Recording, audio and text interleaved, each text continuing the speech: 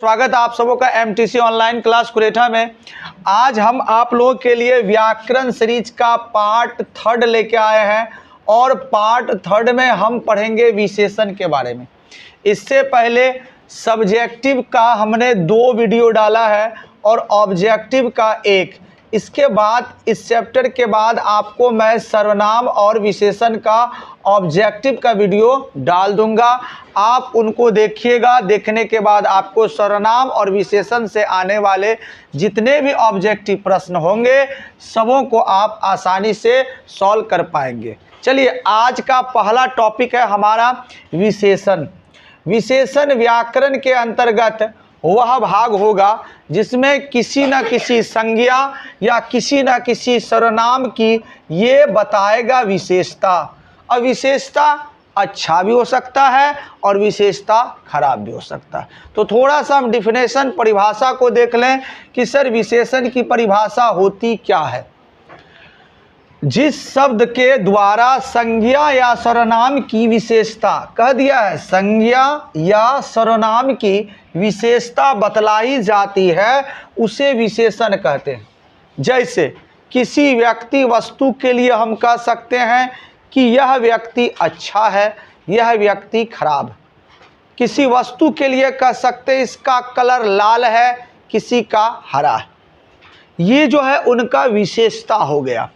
आपसे ऑब्जेक्टिव में यहाँ से क्वेश्चन बना के पूछा जाएगा कि सर विशेषण विशेषता बतलाती है। ऑप्शन ए रखेगा संज्ञा की, बी रखेगा सर्वनाम की, सी रखेगा संज्ञा और सर्वनाम की और डी रखेगा इनमें से कोई नहीं। तो आप बोलोगे सर संज्ञा और सर्वनाम की।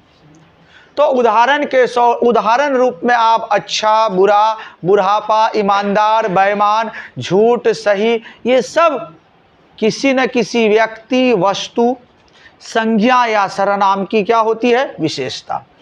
अब हम चलते हैं विशेषण के भेद या प्रकार में। तो विशेषण के भेद या विशेषण का प्रकार जो है मुख्यतः 4 होते हैं। हम कहें कि सर विशेषण को 4 वर्गों में बांटा गया है। वो 4 वर्ग कौन कौन होंगे? तो पहला होगा गुणवाचक। गुणवाचक गुण 2 प्रकार के हो सकते हैं, अच्छा भी और खराब भी। अब कहोगे सर खराब का भी गुण होता है? तो हम बोलेंगे सर व्यक्ति 2 प्रकार से अपना नाम इस संसार में कमाता, प्रसिद्धि कमाता। एक को आप कहोगे विख्यात होकर, एक को कहोगे कुख्यात होकर। इस संसार में 2 तरह के व्यक्तियों को ही लोग ज़्यादा जानते हैं। एक या तो बहुत ज़्यादा अच्छा हो या तो बहुत ज़्यादा खराब हो। जैसे आप ओसामा बिन लादेन का नाम जानिए, तो वो क्या था? आतंकवादी था। क्या छोटा मोटा था? बहुत बड़ा, इसीलिए लोगों ने उसको क्या किया? जाना। गांधी जी के बारे में जानिए, वो क्या था? साधारण अच्छा था? नहीं, बहुत अच्छा था, इसलिए लोग उसको जानते हैं। तो गुण 2 हो सकते हैं, अच्छा भी हो सकता है और खराब भी। तो गुण मतलब आपको ये केवल नहीं समझना है कि सर गुण अलग होगा और दोष क्या होगा? अलग। ये आप विज्ञान में अलग पढ़ सकते हैं कि गुण अलग होगा, दोष अलग, लेकिन व्याकरण में गुण के अंदर ही गुण आ जाएगा, अर्थात अच्छा सकारात्मक गुण और उसका क्या हो जाएगा? नकारात्मक। दूसरा है सर परिमाणवाचक विशेषण, जिससे आपको पता चलेगा उसके मात्रा के बारे में। 1 है या 2 है या 3 है। रात में आप सोए थे, आपके घर में चोर घुसा, आपको लगा कि शायद 2 चोर था। किसी को लगा नहीं 2 तो तुमने देखा, 1 तो पिछवाड़ में भी था, 3। अब कोई पैखाना करके चल रहा था, उसको लगा 1 तो सड़क पर भी था, 4। ये परिमाण हो गया। अगला चलेंगे सर संख्या। अब यही परिमाण, इसी परिमाण में एक आ जाएगा संख्या। तो परिमाणवाचक और संख्यावाचक आपको लगभग एक जैसा लगेगा, थोड़ा सा अंतर आपको हम बताएंगे जब इसका डिफिनेशन पढ़ाएंगे। अगला है सर सर्वनामिक विशेषण।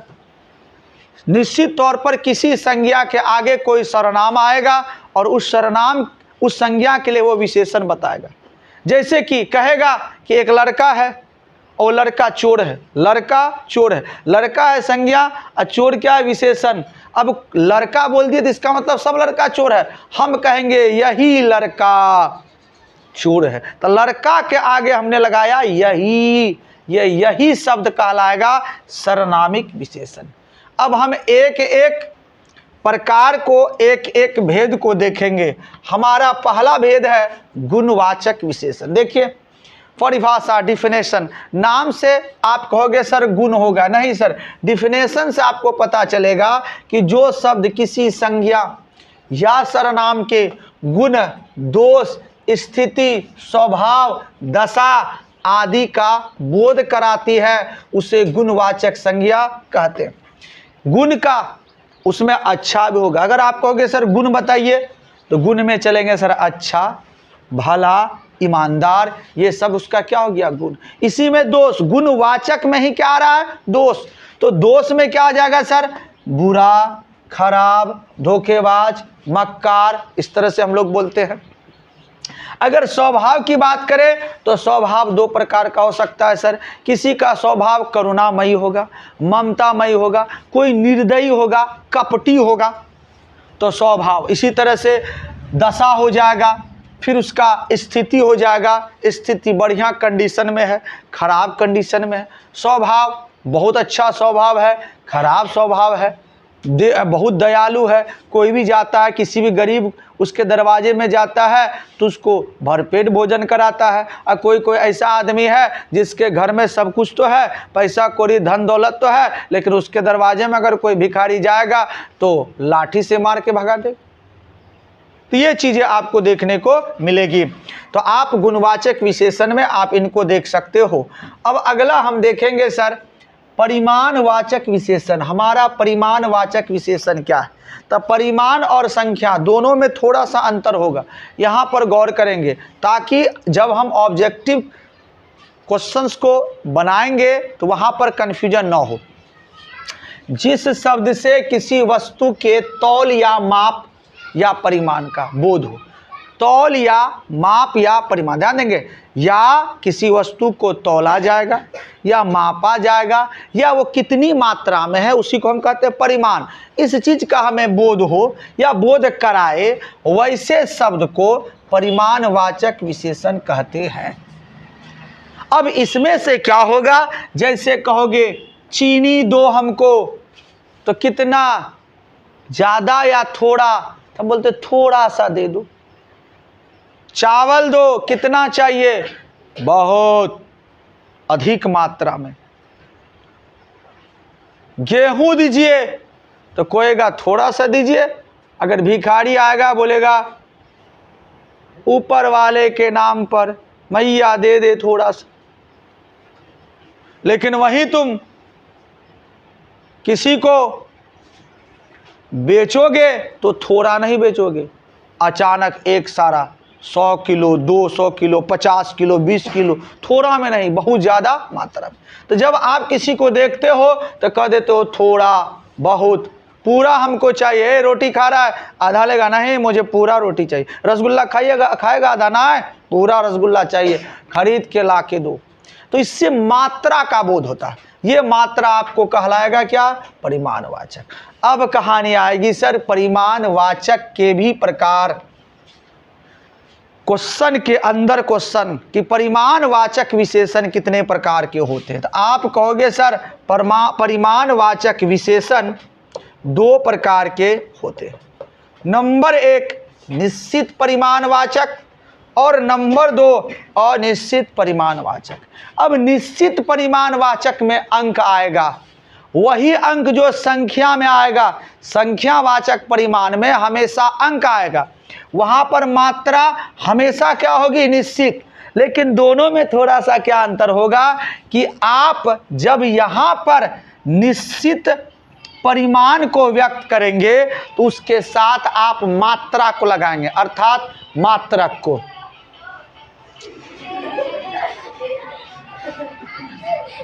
जैसे हम किसी से लेंगे 200 रुपये, दो लगा हुआ है तो सर ये दो है संख्यावाचक, दो क्या लगा है, संख्यावाचक। तो दो के साथ क्या लगा है, 100। अब ये 100 क्या है, 100 क्या है, तो 100 एक मात्रा हुआ। ये 100 किलो भी हो सकती है, 100 ग्राम भी हो सकता है, 100 आदमी भी हो सकता है, 100 कुत्ता भी हो सकता है। तो 2 के साथ क्या लगा हुआ है? 100। अगर केवल रहता सर 2, इसके बाद कोई रहता संज्ञा, तब आपका ये हो जाता संख्यावाचक। लेकिन यहां संज्ञा नहीं लगा है, मात्रा लगा हुआ है। जैसे 4 आदमी लिखा रहता तो आदमी क्या है? संज्ञा। तब आप कहते सर वो संख्यावाचक। लेकिन यहां 4 के साथ एक मात्रक लगा हुआ है, किलो, 4 किलो। इसका मतलब यह जो है परिमाणवाचक है। अब 4 किलो के बाद आप संज्ञा लगाओगे। जैसे 4 किलो चीनी, चीनी क्या हो गया? संज्ञा। 4 किलो गेहूं क्या हो गया? संज्ञा। 4 किलो आटा, आटा क्या हो गया? संज्ञा। तो जब परिमाण साथ ही साथ मात्रक के बाद कोई संज्ञा आए तो इसके अंतर्गत जो भी विशेषण आएगा उसको क्या कहेंगे? परिमाणवाचक। लेकिन संज्ञा के जस्ट बाद मात्रा के बाद या नंबर अंक के बाद जैसे ही संज्ञा आ जाए उसको आप कह दोगे संख्यावाचक। तो अंतर थोड़ा सा डिफरेंस समझ लेना सर, कि परिमाणवाचक में क्या होगा कि अंक के बाद मात्रक आएगा, इसके बाद आपका आएगा संज्ञा। लेकिन जब आप संख्यावाचक में इसी को देखोगे तो अंक के बाद मात्रक नहीं आएगा, डायरेक्ट क्या आएगा? संख्या आएगा। तो यहां पर परिमाणवाचक विशेषण आपने पढ़ा कितने प्रकार के? 2। निश्चित परिमाण, जिससे पता है कि हमारे पास जो भी चीजें हैं, जो भी वस्तु है, उनके बारे में हमको जानकारी निश्चित रूप से। जैसे कितने लोग आए हैं तो हम गिन लिए हैं 2 लोग आए। अब हम 2 लोग बोल दिए तो 2 के बाद तुरंत में लोग है संज्ञा, तो ये परिमाणवाचक नहीं हुआ, वो हो गया संख्या। अब हम कहेंगे तुम्हें कितने रुपये दिए गए हैं तो हम बोलेंगे 200 रुपये दिए गए। तो 2 और रुपये के बीच में 100 लगा है मात्रक के रूप में। ये आपका कहलाएगा क्या? परिमाणवाचक। और ये निश्चित है। जब आप अनिश्चित में चलोगे, अनिश्चित में आपको कुछ भी पता नहीं है, अरे दे दो थोड़ा सा, कितना लोगे? बस थोड़ा सा, थोड़ा सा चाहिए। थोड़ा क्या हो गया? अनिश्चित। कितना मिठाई दे, कितना रसगुल्ला दे, अरे कुछ दे दो पेट भर जाएगा। निश्चित नहीं है। जब इनका प्रयोग करेंगे ये आपका कहलाएगा क्या? परिमाणवाचक। ऑब्जेक्टिव क्वेश्चन आएगा सर कि थोड़ा है, ऑप्शन ए देगा गुणवाचक विशेषण, बी देगा परिमाणवाचक, सी देगा संख्यावाचक और डी दे देगा और भी सर्वनामिक विशेषण। तो आपको याद रहेगा थोड़ा क्या बता रहा? परिमाण। तो आप आराम से इसको मार दोगे। जब नंबर वाला आए तो थोड़ा सा सतर्क रहना, क्योंकि वो संख्या भी हो सकता है और परिमाण भी हो सकता है। चलिए सर अगला टॉपिक की ओर। तीसरा है संख्यावाचक विशेषण।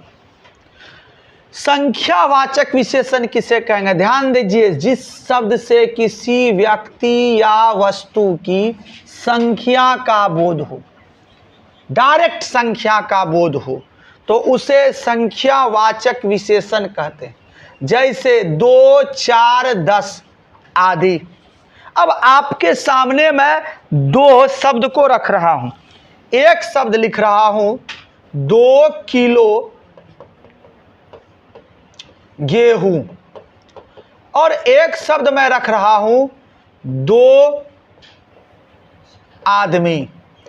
अब मैं आपसे पूछ रहा हूं कि सर ये कौन सा विशेषण है, ये कौन सा विशेषण है? तो अधिकतर आपको कन्फ्यूजन होगी कि सर दोनों में तो 2 है, दोनों एक ही होगा। अगर आप एगो को परिमाण कहोगे तो दूसरा को भी परिमाण कह सकते हो। यदि आप एगो को संख्यावाचक कहोगे तो आप दूसरा को भी संख्यावाचक कह सकते हो। लेकिन हमने कहा था कि थोड़ा सा ध्यान देना, थोड़ा सा। इस 2 के बाद ये गेहूं है, यहां आपका क्या मिल रहा है? संज्ञा। और किलो क्या है? मात्रक। इससे पता चल रहा है कि हमें मात्रा का बोध हो रहा है, इसको नापा या तौला जा रहा है। तो परिमाणवाचक का परिभाषा में क्या हो कि जिससे आपको पता चले कि नाप हो या तौल हो या मापा जाए, वही क्या है? परिमाणवाचक। लेकिन 2 आदमी है, क्या 2 आदमी को आप नाप रहे हैं? क्या 2 आदमी को आप तौल रहे हैं? क्या 2 आदमी का आपको परिमाण मालूम पता चल रहा है? नहीं, ये तो गिनती की चीज है, संख्या जान रहे हैं। इसी को आप कहोगे संख्यावाचक। आपके मन में कंफ्यूजन होगा कि सर संख्या ही तो परिमाण है। नहीं, परिमाण का अर्थ हमेशा मात्रा से होता है। वो वस्तु कुछ न कुछ संख्या में रहेगी, जिसको मापिएगा तौलिएगा वो परिमाण। अगर हम आदमी हैं, आदमी के आगे हम 4 लिख दिए तो हम परिमाण नहीं हुए, हम उनका काउंटिंग हुए, गिनती हुआ। लेकिन हम ही लोगों को वजन में लेके आ जाए, तौल लिया जाए और कहा जाए यह आदमी 40 किलो का है, तो वो 40 किलो जो है बताएगा कि ये हमारा क्या है? परिमाण। तो परिमाण को व्यक्त करने के लिए मात्रक होगी, लेकिन संख्या में केवल और केवल संख्या होगा, मात्रक नहीं। अब संख्यावाचक विशेषण के प्रकार को थोड़ा सा हम देख लेते हैं। संख्यावाचक विशेषण 5 प्रकार के होते हैं।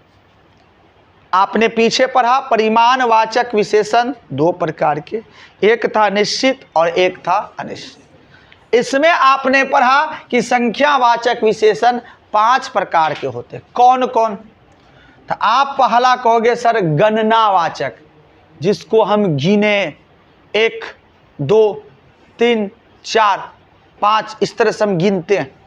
तो यहां पर 1 2 3 4 ये क्या हो गया? गणना।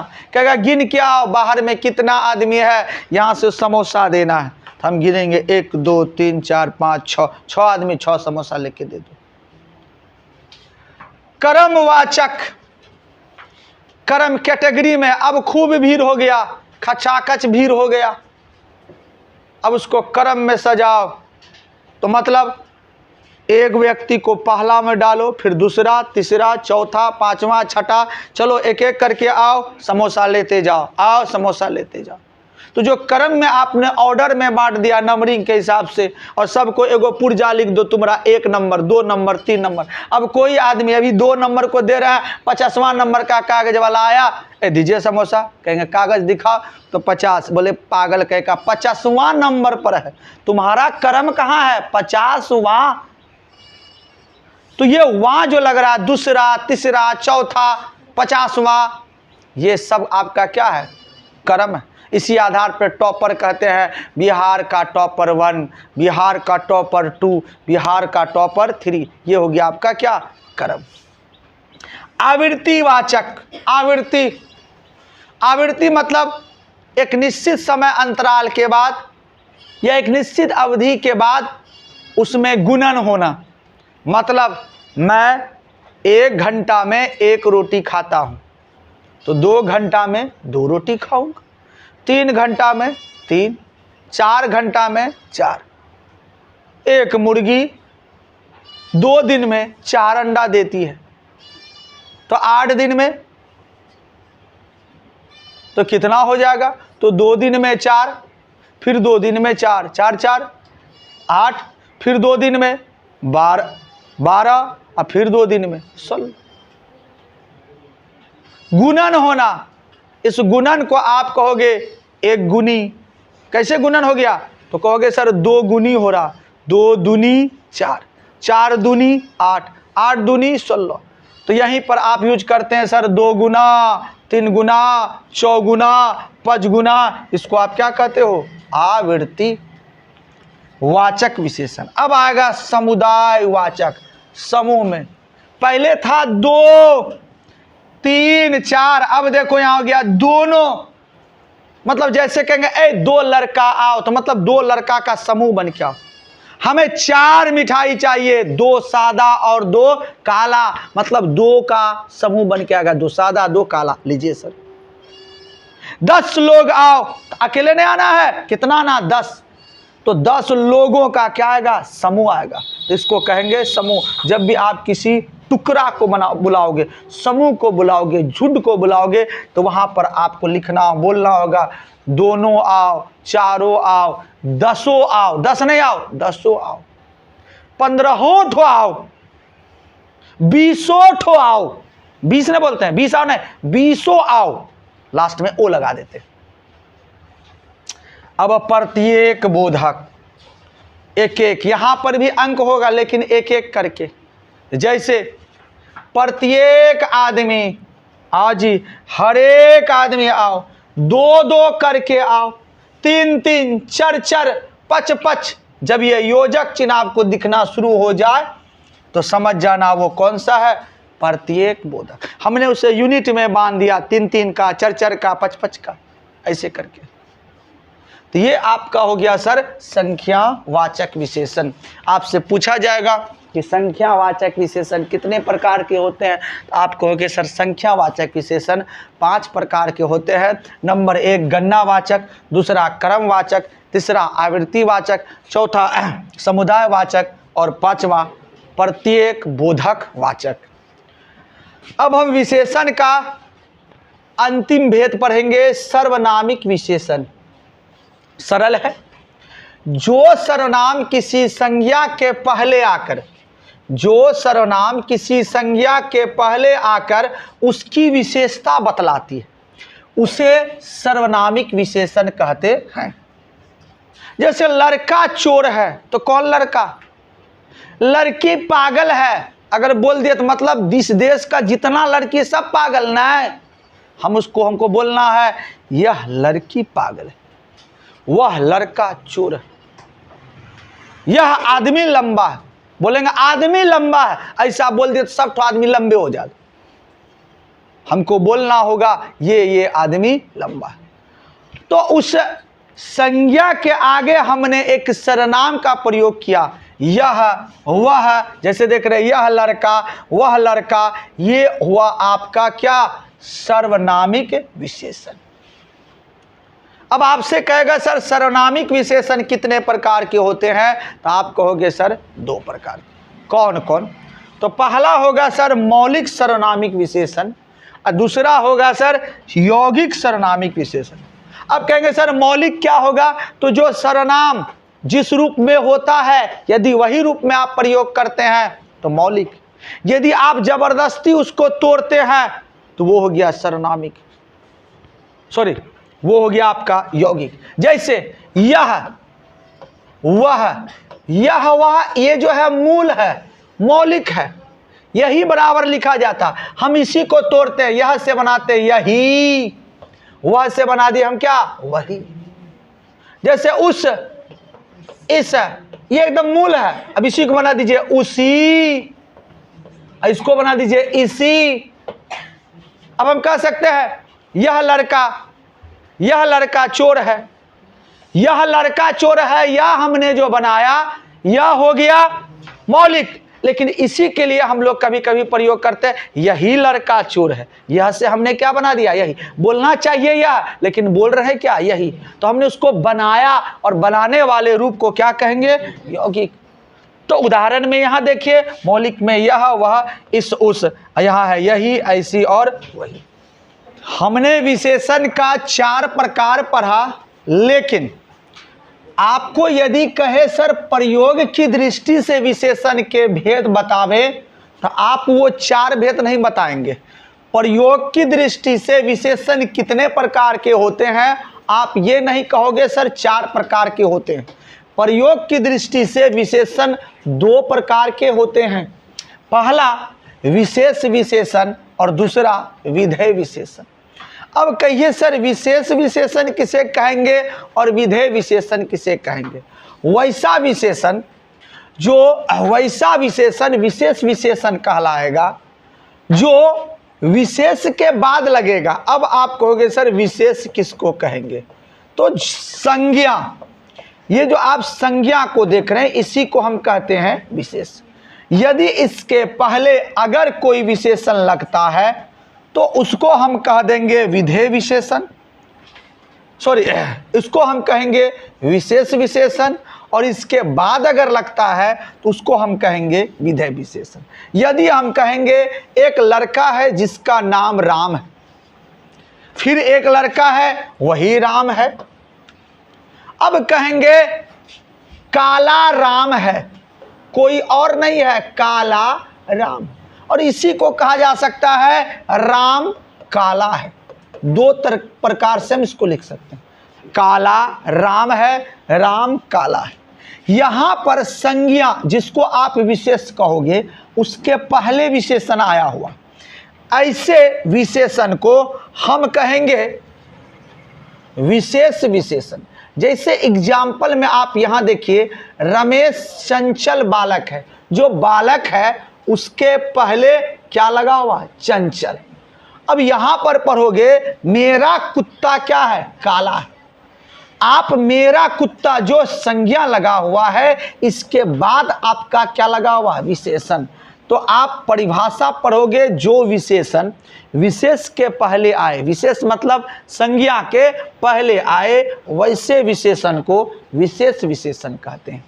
वहीं पर अगर आपसे विधेय विशेषण के बारे में कहे, विधेय विशेषण किसे कहते हैं, तो आप कहोगे जो विशेषण विशेष और क्रिया के बीच में आए, ये है क्रिया, सहायक क्रिया, और ये है आपका विशेष अर्थात संज्ञा, इसके बीच में आया हुआ है, तो ऐसे विशेषण को आप कहोगे विधेय। तो ऑब्जेक्टिव में आपसे प्रश्न पूछा जाएगा डायरेक्ट कि विशेषण कितने प्रकार के होते हैं, आप कह दोगे सर 4 प्रकार के। पहला गुणवाचक, दूसरा संख्यावाचक, तीसरा परिमाणवाचक और चौथा सर्वनामिक विशेषण। लेकिन वही एग्जाम में आपसे ये प्रश्न पूछ दे कि प्रयोग के आधार पर, प्रयोग की दृष्टि से विशेषण कितना प्रकार के होते हैं, आप कहोगे सर 2 प्रकार के। कौन कौन, तो विशेष विशेषण और विधेय विशेषण। चलिए अगला टॉपिक अब है प्रविशेषण। प्रविशेषण छोटा सा शब्द है, किसको कहेंगे, तो वह विशेषण जो विशेषण की भी विशेषता को बतलाए।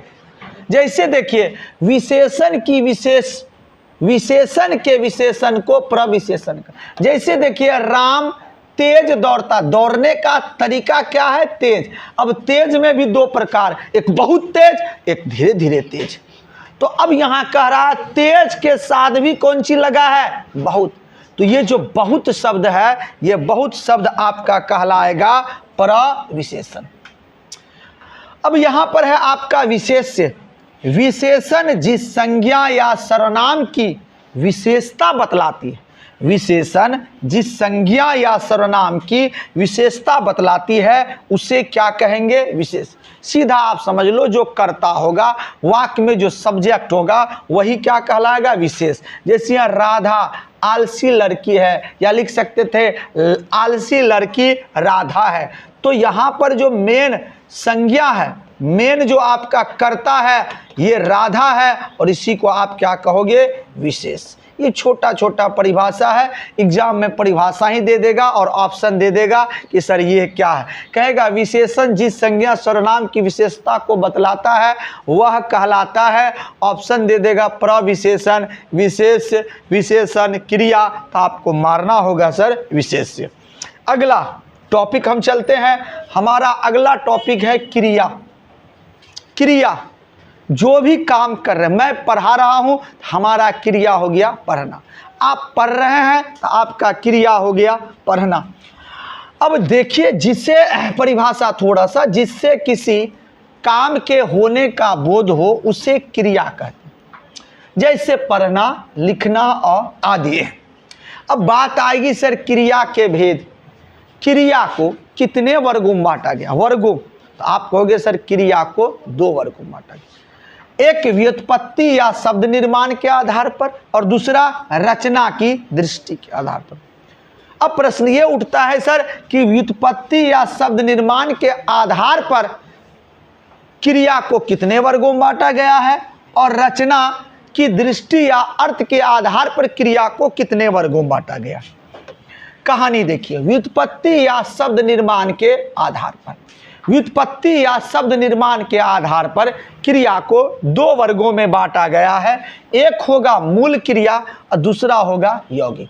मूल क्रिया वह क्रिया होता है जिसको हम परिवर्तन नहीं कर सकते हैं, चेंज उसमें नहीं आएगा, और यौगिक क्रिया वह होगा जिसमें हम परिवर्तन ला सकते हैं। थोड़ा सा डिफिनेशन परिभाषा देख लेते हैं। मूल या मौलिक क्रिया वह क्रिया है जो एक निश्चित रूप में रहता है, अर्थात किसी दूसरे पर आश्रित नहीं रहता। जैसे खा, पी, जा, आप इसको बदल नहीं सकते हैं। अब खा को खी नहीं बदल सकते हैं, खा को खिए नहीं बना सकते। पी मतलब पी, पी पी, आप दूध पी, पानी पी, चाय पी, लेकिन पी अब नहीं पिएगा तो इन्हें कह सकते पिया, पियो नहीं, पी पी। जा जा जा जा, जैया, जजे नहीं कह सकते, आप जा ही कह सकते हैं। अब यौगिक क्रिया में परिवर्तन आ जाएगा। तो जो क्रिया मूल प्रकृति में किसी प्रत्यय के घटाने या बढ़ाने से तैयार होता है, इसको आप बढ़ा भी सकते हो और घटा। जैसे जाना है, जाना को आप जाता बताइए, फिर जाता को बना सकते जा रहा है, जा चुका है, जाता है, जाता था, गया। आप इसको चेंज कर रहे हैं। जब आप चेंज कर रहे हैं तो ऐसे क्रिया को आप कहोगे यौगिक क्रिया। तो आपसे प्रश्न पूछेगा ऑब्जेक्टिव में, व्युत्पत्ति के आधार पर क्रिया कितने प्रकार के होते हैं? आप कहोगे दो प्रकार के, मूल क्रिया और यौगिक क्रिया। अब हमारा आता है रचना की दृष्टि या अर्थ के आधार पर क्रिया कितने प्रकार के होते हैं। रचना या दृष्टि के आधार पर क्रिया दो प्रकार के होते हैं। ये सबों को लगभग याद रहता है, मालूम रहता है। पहला वाला अधिकतर बच्चा को याद नहीं रहता। सकर्मक क्रिया, नाम से ही पता चलता है, सकर्मक वैसा क्रिया जिसके साथ कर्म है। अकर्मक क्रिया वैसा क्रिया जिसमें कर्म नहीं है, कर्म अनुपस्थित है। जैसे राम, यहाँ हरि लिए है, हरि आम खाता है, क्रिया हो रहा है खाने, और फल किस पर पड़ रहा? आम पर। बेचारा आम कट रहा होगा, सुंदर हरा आम, पहले उसका छिलका उघाड़ करके उसको टकला बनाया होगा, फिर उसको करते करते चूस चूस के उसका कचुमर निकाल देता है। लेकिन अब यहाँ हरी खाता है, तो यहाँ पर जो फल पड़ रहा है वो खाने वाला फल किस पर पड़ रहा? हरी पर। क्या खा रहा पता नहीं। अगर आम खा रहा तो हम समझ गए कि आम पर फल पड़ रहा, अब खा रहा तो मुंह चुबा रहा। अब जो भी खा रहे,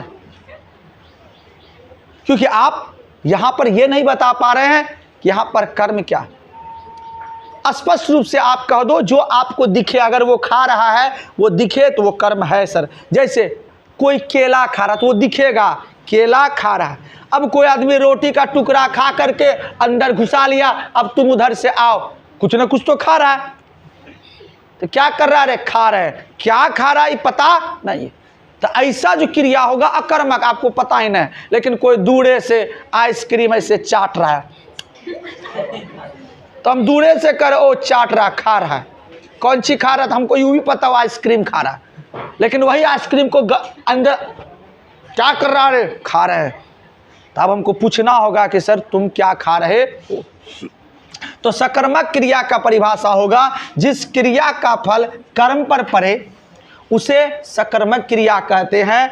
जैसे हरि आम खाता है। अब अकर्मक क्रिया के बारे में पढ़े, जिस क्रिया का फल कर्ता पर पड़े उसे सकर्मक क्रिया कहते हैं। जैसे हरि खाता है, यहाँ पर कर्म के नाम पर कोई भी शब्द, कोई भी संज्ञा नहीं है। फिर हम अगले पाठ लेकर बहुत जल्द उपस्थित होंगे। तब तक के लिए जय हिंद।